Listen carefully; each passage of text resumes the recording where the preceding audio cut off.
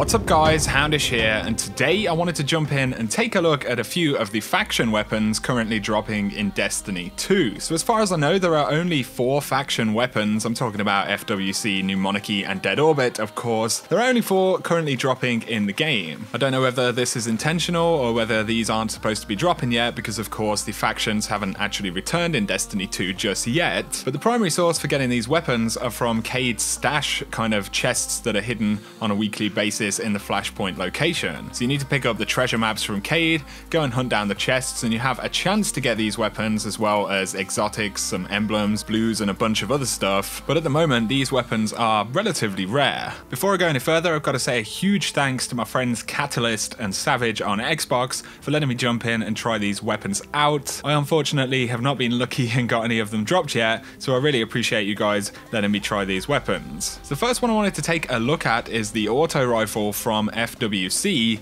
This is called the Number. It's a pretty awesome auto rifle actually. So it has precision frame, the weapon's recoil pattern is more predictably vertical. In the sights you have the option of Candle PS or Flash HS5. It has extended mag to increase the magazine size, but it does come at the expense of reload speed, and it also has ricochet rounds. Rounds ricochet off hard surfaces, which increases stability and slightly increases range. And finally we have high impact reserves. Rounds at the end of the magazine deal more damage. So it's actually a pretty good auto rifle. It's got some good bonuses on it. It is in the same family of auto rifles as Uriel's Gift. I believe it has a little bit less stability than Uriel's Gift, and it definitely has more severe recoil, but otherwise, with it being an Omolon weapon, they perform pretty similarly. Having the option for extended mag is good for PvP and PvE stuff, and also ricochet rounds are pretty noticeable. They do give you a boost to stability, but the range you'll get on this thing is really good when you have ricochet rounds on. Generally, whichever setup you're using on this thing, it has pretty good range. High impact reserves is also a pretty solid bonus. In PvE stuff, it's really nice, you know, if you're taking down groups of adds with this thing, you can just keep firing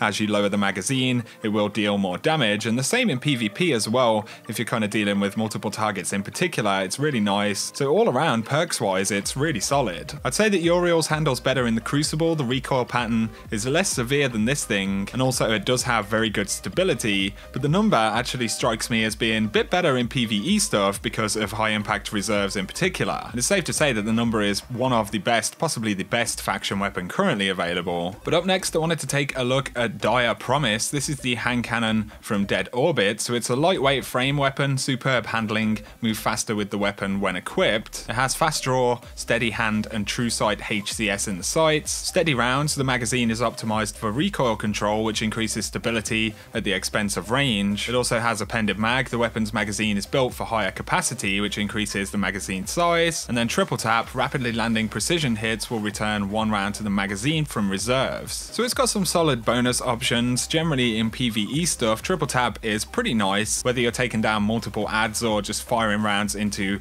a tanky target or something, triple tap is a pretty decent bonus. This hand cannon actually handles pretty well in the Crucible as well. Obviously triple tap isn't the most beneficial bonus unless you're literally landing every single headshot that you fire. Otherwise though, it's just a solid hand cannon in the Crucible. It is actually a 150 round per minute weapon, so it's actually higher rate of fire than a lot of the other weapons. So, you know, Better Devils, things like that. The Soros hand cannons, those ones are at 140 rate of fire, so they also have slightly more impact, and I believe those are kind of akin to the Fatebringer and things like that. So Dire Promise is technically the higher rate of fire archetype. The only other hand cannon I know of with the same basic stats as Dire Promise is the Sunshot hand cannon. That's actually 150 rounds per minute as well. Generally I prefer the 140 RPM hand cannons, but nonetheless this is a solid weapon, and I really like the style of these Dead Orbit weapons as well. I think it's the old-fashioned hand cannon, which looks very similar. Of course this one has the Dead Orbit emblem on the side, which is really cool. Up next we have the Sentencer 4 Scout Rifle from New Monarchy. This is a high impact frame weapon, so slow firing and high damage. The weapon is more accurate when stationary and aiming down sights. It has SC holo sights as well as LD Watchdog scope, and the Watchdog scope is kind of like a mini sniper scope.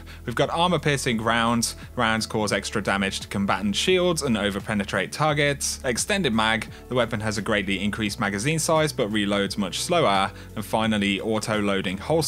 The holstered weapon is automatically reloaded after a short time. So again, a pretty cool scout rifle here. Very low rate of fire a high impact scout. It really packs a punch. I'm not actually sure which other scout rifles currently in the game are in the same class as this. Things like Nameless Midnight are all 180 rate of fire scout rifles, so I'm pretty sure this is the lowest rate of fire archetype for scouts. And wherever you're using this thing, whether it's PvP or PvE stuff, it is absolutely going to do the best at really long ranges. You know, it's got a mad kind of range stat, as well as it being a high impact weapon. At long distances, you know, you'll do a ton of damage and kind of take down PvE enemies very quickly. The same with PvP as well. Of course, the big problem in PvP is if you get too close, you've got auto rifles, hand cannons, and other scouts like Minor Multi-Tool that are going to fire so much quicker. And considering this is such a low rate of fire weapon, you don't want to be getting kind of flinched too much because you will lose gunfights. But it does hit really, really hard. And it's a really good looking weapon as well. It's cool to see a Hake weapon like this. It's definitely supposed to be a marksman weapon. And I'd be interested to see the other types of scout in this family of scout rifles as well, and what kind of bonuses we can get on them, because they do have potential to do a ton of damage.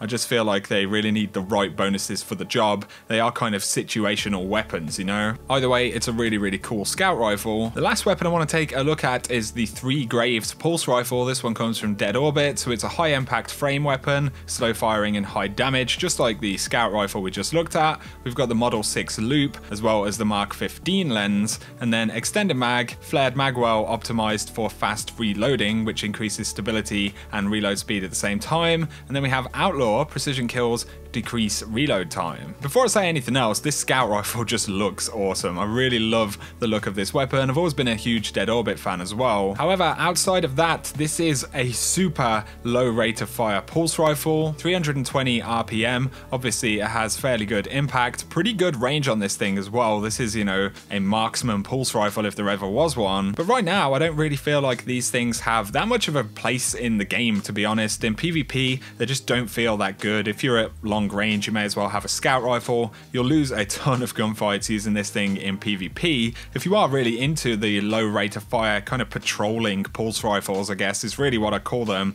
then I think Vigilance Wing would just win out against this thing personally. So if you wanted something like that for PvP or PvE, to be honest, Vigilance Wing is going to win out quite a lot. Of course, that is exotic, but it does fire 5-round bursts, and this one fires 3-round bursts, and they have pretty much the same rate of fire. I haven't put them side by side, and when you look at the rounds per minute that they fire, it is different because obviously Vigilance Wing fires 5-round bursts, but they are essentially, you know, doing a similar thing in terms of what class they are. Whatever content you're using 3 Graves in, it will really pack a punch. Having Outlaw for faster reloads is pretty nice as well. I just find the rate of fire is just jarringly slow. It doesn't help that the kind of kick, the recoil on the weapon, and the general handling isn't the best. So it's definitely not my favorite weapon out of the set, but I do think it's a really cool looking weapon. And like I said, if you can hit all of the bursts, you know, and you're in kind of the optimum range with this thing, it does hit very hard. And I'll be really curious to see what the other weapons are. You know, I want to see more of the assault rifles and the hand cannons in particular. We'll have all of the special, or the power weapons, sorry, as well. So it's going to be pretty cool to check out all of the faction stuff